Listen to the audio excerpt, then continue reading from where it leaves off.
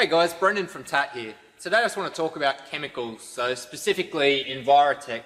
They're an Australian, Brisbane-based company, been around for ages, and they've got your full suite of chemicals that we've been trying for a while here.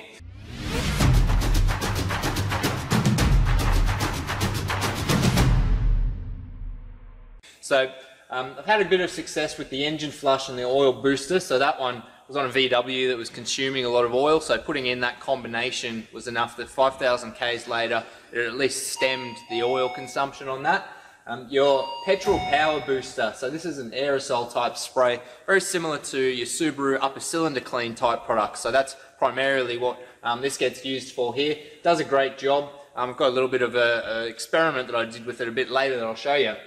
The fuel system cleaner, so this is a bit of a multi-purpose, so we can use this in petrols. We can either pour this into the tank, we can run it in this apparatus here, and two options. So you can either have it so that it foams and sprays through the intake, so that's your petrol intake cleaner, or we can run the fuel system directly on that, so a more intensive fuel system clean.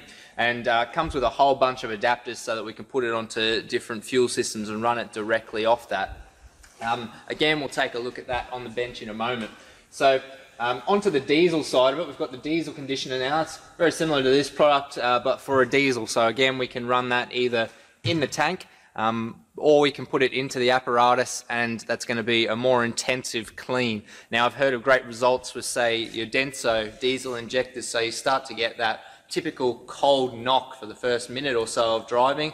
Your injector values might be up over, say, 2.5 cubic millimeters. And putting this stuff in on the more intensive, running the car directly on that cleaner, that can help to free up those small parts up in the top of the injector that can start to cause that poor combustion.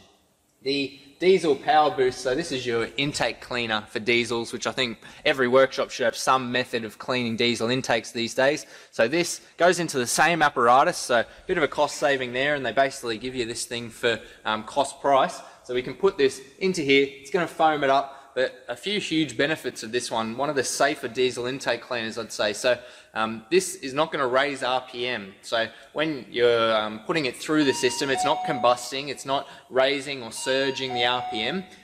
It's going to be able to go pre-turbo. So that opens up a lot of vehicles where you can't really get to that throttle body area, but this is completely safe to run basically anywhere after the MAF, can run through the turbo, through the intercooler. And you're not going to get that big sort of possibility of it pulling up and then taking a big gulp and the RPM taking off terribly. So a great product that I've used on my Ranger and had a bit of a look at it, and does as good a cleaning job as any other product that I've used that goes through the intake. But again, I'll show you a little experiment that I've done with that. So if we come over here to the bench, a few things that I did have set up. With the Petrol fuel system cleaner, so a really easy thing that we can do for one of its benefits. If we take a bit of regular pump fuel, take a bit of water. Now that's going to settle out pretty quickly, so we can already see it's separated down there. Shake it up, it's going to separate again in a few seconds. Now if I put some of the Petrol fuel system cleaner in there, one of the benefits of this is it emulsifies the water in the fuel. So swirl it round, and that's going to now suspend those water droplets rather than just separating them. So I had a Camry that had terrible misfires from water in the fuel. Some of this would have gone in and it would have been able to emulsify that, and the car would have been drivable at least. Playing around with it a little bit, so this is just an injector that I had lying around. You can see the pintle, it's a bit dirty. I don't have any that are worn and on a flow bench, but just by sitting it in there for about 10 minutes or so it was in there, and so it's eaten away at the varnish that was on the pintle, and that's all I wanted to see that it could do to prove that to myself. But also I didn't want it to be too aggressive. So this guy here has just been sitting in here for about a week, and I just needed to prove that the O-rings, they feel fine, that the plastic hasn't been damaged or anything of that sort, so it's not too aggressive that it's going to start eating through components. With the other items there, so as I said, I've done a bit of a experiment with a couple of things. So I've got the Petrol power boost that we'll take a look at on this rear main cover, and I've got the diesel power boost that we'll take a look at this EGR valve that I've got heavily carboned up. So all I'm doing here, guys, is comparing the well-known green 3-bond upper cylinder cleaner to the Envirotech Petrol Power Boost, which is the equivalent type product.